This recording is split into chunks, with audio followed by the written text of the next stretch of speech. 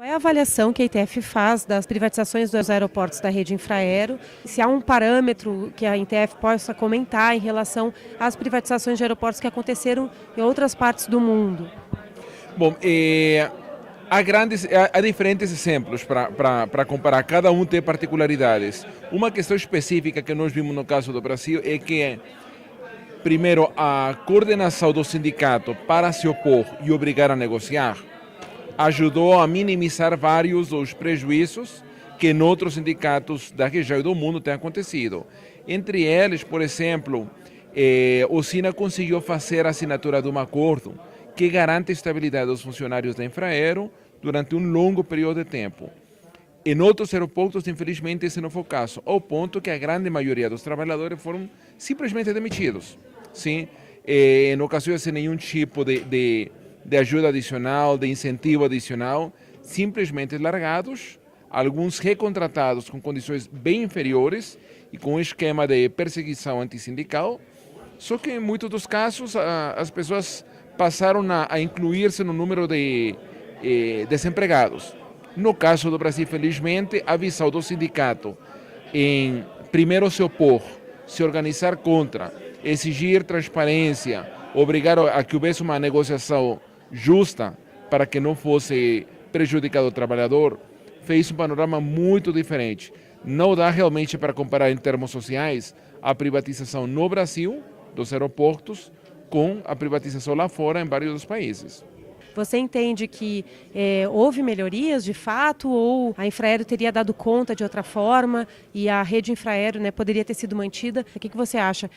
Ficou melhor com as privatizações dos aeroportos brasileiros ou não? Bom, primeiro, essa questão de filas nos aeroportos, na realidade tem que ser colocada uma análise muito mais completa, porque na medida em que o promédio da população brasileira incrementou os ingressos, evidentemente houve um acesso maior ao transporte aéreo.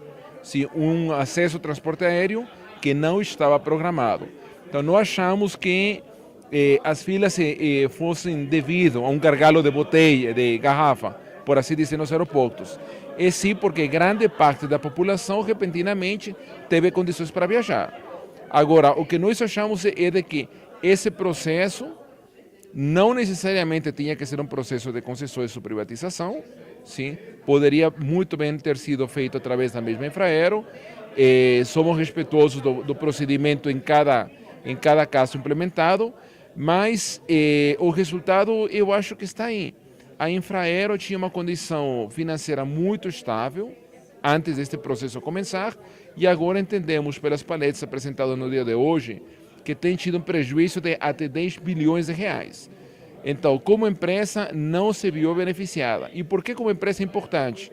Porque a Infraero é essencial para manter tanto a conexão do Brasil, uma comunicação em todos os pontos, em todos os estados brasileiros.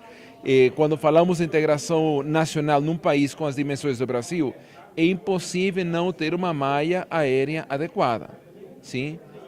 Infraero é reconhecida mundialmente, não é somente a gente, ou não é somente a entidade sindical brasileira que reconhece o trabalho da Infraero, a presença e a expertise da Infraero, é a nível mundial. Se for aberto este processo de concessões parciais e em parceria com a Infraero, uma coisa que nós acreditamos é de que a Infraero não poderia estar perdendo dinheiro, porque os aeroportos não são deficitários como um todo. Incluso foi colocado um pouco antes aqui num dos painéis, nenhuma empresa investe para perder. As empresas investiram para ganhar, estão ganhando, e é justo que a Infraero também tenha um ganho proporcional ao tamanho do investimento gigantesco que tem no país. E agora a gente está vivenciando aí uma expectativa de mais concessões, de concessões de 4 aeroportos já confirmadas, mas também tem uma lista que contempla aí outros 10 aeroportos que poderiam entrar no rol de concessões. Qual é a avaliação que a ITF faz da perspectiva de futuro para o país, para o setor aeroportuário, para os trabalhadores aeroportuários, enfrentando esse novo desafio? A primeira questão que nós colocaríamos como pergunta é: serão feitas mais privatizações por quê? Se é pelo fato de que a Infraero é uma empresa pública, achamos que não há resposta. Deveria ter um modelo onde se privilegiasse o direito da Infraero a crescer como empresa pública e a gerar rendimentos para o Estado. Então, o primeiro ponto é analisar por que tem que ser feitas essas privatizações. Segundo, foi colocado aqui em vários painéis diversas questões que indicam que o retorno garantido ou prometido nos acordos não está sendo necessariamente entregue para o Estado. Tem essa questão de déficit criado, até diria artificial em certa forma, criado na Infraero, o incumprimento de várias áreas dos contratos. E a pergunta é, por que em lugar de corrigir esses acordos, por que em lugar de aprender dessa experiência, não se começa por aí em lugar de tentar privatizar com esquemas que todavia nem se sabem se serão certos ou serão tão errados quanto este. Então, a nossa visão seria, primeiro, aprender dos erros, corrigir os contratos que estão atualmente vigentes e, com essa experiência, analisar se é necessário ou não alguma concessão a mais e, se for necessário, em que condições.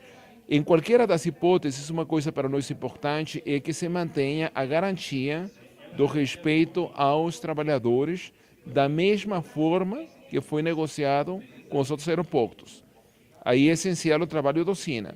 Mas, se não há esse respeito, certamente os trabalhadores serão obrigados a lutar para defender esses direitos.